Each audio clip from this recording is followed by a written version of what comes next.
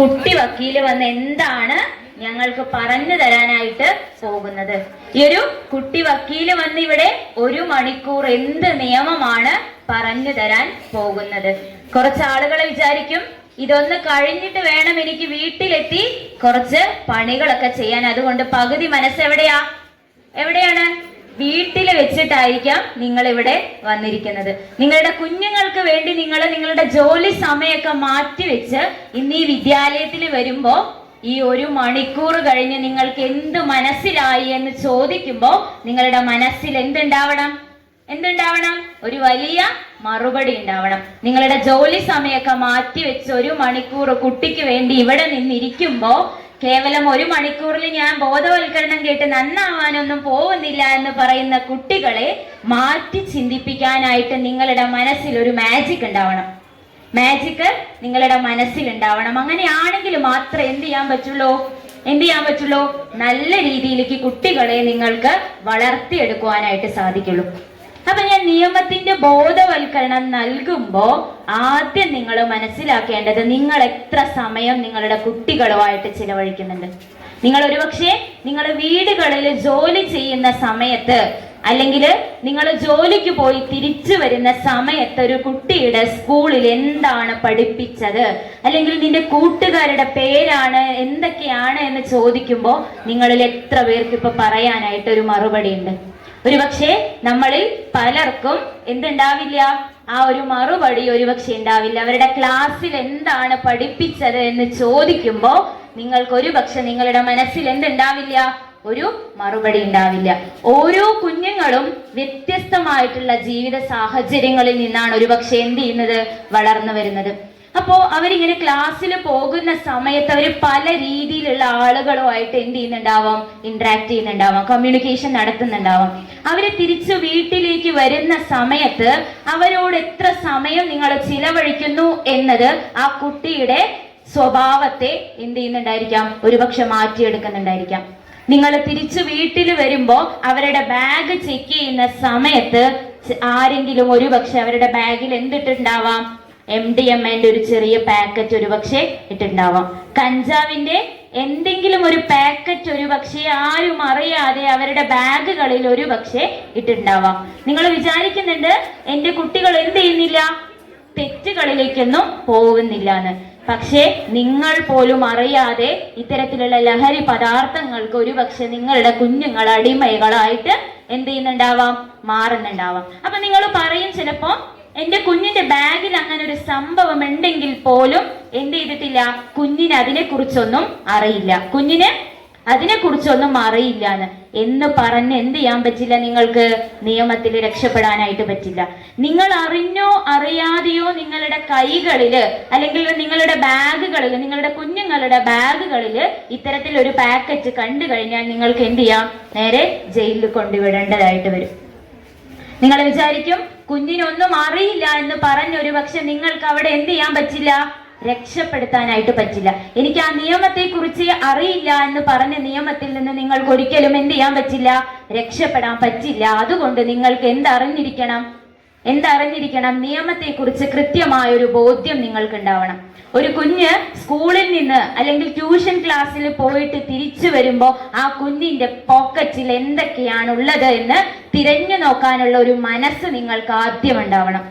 ഒരു കുഞ്ഞ് ബാഗിൽ ചിലപ്പോ വഴിയിൽ പോകുന്ന സമയത്ത് കടകളിൽ നിന്ന് ആരെങ്കിലും ഒരു പാക്കറ്റുകളിൽ ഒരുപക്ഷെ ലഹരി പദാർത്ഥമായി എന്ത് ചെയ്യും? ഉള്ളിൽ വെച്ച് നല്ല പാക്കറ്റുകളിലൊക്കെ ചോക്ലേറ്റ് പോലെ പൊതിഞ്ഞു കൊടുക്കുമ്പോ അതൊന്നും അറിയാതെ നിഷ്കളങ്കരായ കുട്ടികൾ എന്ത് ചെയ്യും? ചോക്ലേറ്റ് ആണ് എനിക്ക് അവര് തന്നത് എന്ന് പറഞ്ഞ് കൈകളിൽ ഇങ്ങനെ സൂക്ഷിച്ചുകൊണ്ട് ഒരുപക്ഷെ അവര് ബാഗിൽ വെക്കുന്നുണ്ടായിരിക്കാം. ഒരുപക്ഷെ അത് നിങ്ങൾ പോലും അറിയാതെ ദിവസേന അവര് ഉപയോഗിച്ച് അതിന് അടിമകളായി മാറിയതിന് ശേഷമായിരിക്കാം നിങ്ങൾ തിരിച്ചറിയുന്നത് എന്തായിരിക്കാം? ഞാൻ പറയുന്നതൊന്നും എൻ്റെ കുട്ടി കേൾക്കുന്നില്ല, ഞാൻ പറയുന്ന കാര്യങ്ങളൊന്നും പഠിക്കാനായിട്ട് തയ്യാറാവുന്നില്ല, അല്ലെങ്കിൽ എന്നോട് എപ്പോഴും എന്താ പറയുന്നത്? തർക്കുത്തരം പറഞ്ഞുകൊണ്ടിരിക്കുകയാണ് എന്ന്. അപ്പോ അവിടെ നിന്ന് നിങ്ങൾക്ക് അവരെ ഒരു പക്ഷെ രക്ഷപ്പെടുത്താനായിട്ട് കഴിയില്ല. അത് രക്ഷപ്പെടുത്തണമെങ്കിൽ അത് ഉപയോഗിക്കുന്നുണ്ടോ എന്ന് മുതൽ നിങ്ങൾ എന്ത് ചെയ്യേണ്ടതുണ്ട്? കണ്ടുപിടിക്കേണ്ടതായിട്ടുണ്ട്. അപ്പൊ കഴിഞ്ഞ ദിവസം ഞാൻ ഇങ്ങനെ കോടതി മുറിയിൽ ഇരുന്നു കൊണ്ടിരിക്കുന്ന സമയത്ത് എന്റെ കൂടെ ഇതേപോലെ 4ാം ക്ലാസ്സിൽ കൂടെ പഠിച്ച ഒരു കുട്ടി എന്ത് ചെയ്യാണ്, കോടതിയിൽ ഇങ്ങനെ കയറി വരികയാണ്. എന്റെ കൂടെ സ്കൂളിൽ പോകുന്ന സമയത്ത് എന്റെ കൂടെ കളിച്ചും ചിരിച്ചും നടന്നിരുന്ന, എനിക്ക് വേണ്ടി മാങ്ങ പറിച്ച് തന്നിരുന്ന എന്റെ കൂട്ടുകാരൻ കഴിഞ്ഞ ദിവസം ഞാൻ കോടതിയിൽ ഇരിക്കുമ്പോ ഇങ്ങനെ കഞ്ചാവ് കേസിൽ പ്രതിയായിട്ട് കോടതിയിൽ വന്ന് എന്ത് ചെയ്യാണ്, ഫൈൻ അടച്ചിട്ട് തിരിച്ചു പോവാണ്.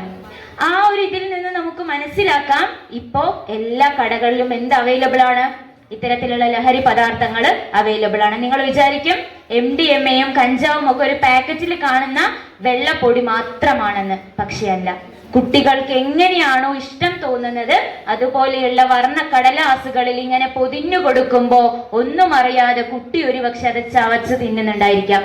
അവിടെ ആയിരിക്കാം ആ കുട്ടിയുടെ മനസ്സിലേക്ക് എന്ത് ചെയ്യുന്നത്, അത് ലഹരിയാണെന്നൊന്നും അറിയാതെ അതിനോടൊരു ഇഷ്ടം തോന്നുന്നത്. പിന്നെ അത് കിട്ടാതിരിക്കുമ്പോ എന്താവും, ആ കുട്ടിയുടെ മനസ്സ് വേറൊരു ലോകത്തിലേക്ക് പോയി ദിവസേന അത് വേണമെന്നുള്ള ഒരു വ്യഗ്രത ആ കുട്ടിയുടെ മനസ്സിലുണ്ടാവും. അപ്പൊ നിങ്ങൾ വിചാരിക്കും അങ്ങനെയൊന്നും കാണിക്കുന്നില്ല എന്നുള്ളത്. ഒരുപക്ഷെ നിങ്ങൾ ശ്രദ്ധിക്കാതെ പോകുന്നത് കൊണ്ട് നിങ്ങളുടെ കുട്ടിയുടെ ഭാവി ആയിരിക്കാം അവിടെ എന്ത് ചെയ്യുന്നത്, തകർന്ന് പോയിക്കൊണ്ടിരിക്കുന്നത്. സാധാരണ രീതിയിൽ മയക്കുമരുന്ന് മാത്രല്ല, ഇപ്പൊ ഏറ്റവും കൂടുതൽ കുട്ടികൾ ഉപയോഗിക്കുന്ന ഒരു സാധനത്തിന്റെ പേരാണ് മൊബൈൽ ഫോണുകൾ.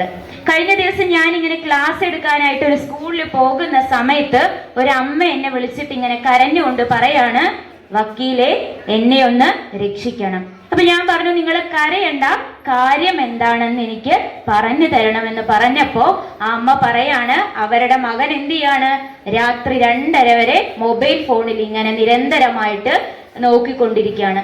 രാത്രി 2:30-ക്ക് നമ്മളൊക്കെ സുഖമായിട്ട് കിടന്നുറങ്ങുകയാണ് എൻ്റെ മോൻ എന്ന് വിചാരിക്കുമ്പോ തൊട്ടടുത്ത റൂമില് മകൻ ഇങ്ങനെ മൊബൈൽ ഫോണില് നോക്കിക്കൊണ്ടിരിക്കുകയാണ്. ആ അമ്മ ഇങ്ങനെ വളരെ വിഷമത്തോടെ പറഞ്ഞ സമയത്ത് ഞാൻ പറഞ്ഞു, നിങ്ങൾ എന്ത് ചെയ്യണ്ട, മൊബൈൽ ഫോൺ ഉപയോഗിക്കുകയാണ് എന്ന് പറഞ്ഞ് സാധാരണ രീതിയിൽ അമ്മമാർ എന്ത് ചെയ്യും, പിടിച്ച് 2 അടി കൊടുത്ത് റൂമിൽ പൂട്ടിയിട്ട് നാളെ തൊട്ട് നിനക്ക് ഫോണ് തരില്ല, നീ പുറത്തു പോകണ്ട, നീ ഇങ്ങനെയാണ് എന്ന് പറഞ്ഞ് അവരെ നിരന്തരമായിട്ട് ഇങ്ങനെ കുറ്റപ്പെടുത്തുമ്പോ ആ കുട്ടി വീണ്ടും അതിന് ഉപയോഗിക്കാനുള്ള ഒരു ടെൻഡൻസി കൂടുതലായിരിക്കും. ആ സമയത്ത് നിങ്ങൾ ചെയ്യേണ്ടത് കൃത്യമായിട്ട് ആ കുട്ടിയെ പറഞ്ഞ് മനസ്സിലാക്കുകയാണ്. നിങ്ങളിത് ഉപയോഗിക്കുന്ന സമയത്ത് എന്തൊക്കെ പ്രശ്നങ്ങളാണ് ഉണ്ടാവുന്നത്, നിങ്ങളത് ഉപയോഗിക്കുന്ന സമയത്ത് നിങ്ങളുടെ മനസ്സിനെ എങ്ങനെയാണ് അത് മാറ്റിയെടുക്കുന്നത്, നമ്മൾ പോലും അറിയാതെ നമ്മൾ പല തെറ്റുകളിലേക്കും പോകാനുള്ള ഒരു ഉപകരണത്തിന്റെ പേരാണ് എന്ത്, മൊബൈൽ ഫോണുകൾ. നിങ്ങൾ പഠിക്കാൻ ഓൺലൈൻ ക്ലാസ് ആണെന്നൊക്കെ പറഞ്ഞ് മൊബൈൽ ഫോൺ ഇങ്ങനെ കൊടുത്തു കഴിയുമ്പോൾ അവര് 9 മണിയും 10 മണിയും കടന്നുപോയി രാത്രി 2-3 മണിക്ക് ഇങ്ങനെ മൊബൈൽ ഫോൺ ഉപയോഗിച്ചു കൊണ്ടിരിക്കുമ്പോൾ ആ കുട്ടിയുടെ പ്രശ്നം എന്താണ് എന്നുള്ളത് നിങ്ങൾ മനസ്സിലാക്കേണ്ടതുണ്ട്. ഞാൻ നേരെ ആ കുട്ടിയെ വിളിച്ച് ചോദിച്ചു, മോനെ നിന്റെ പ്രശ്നം എന്താ?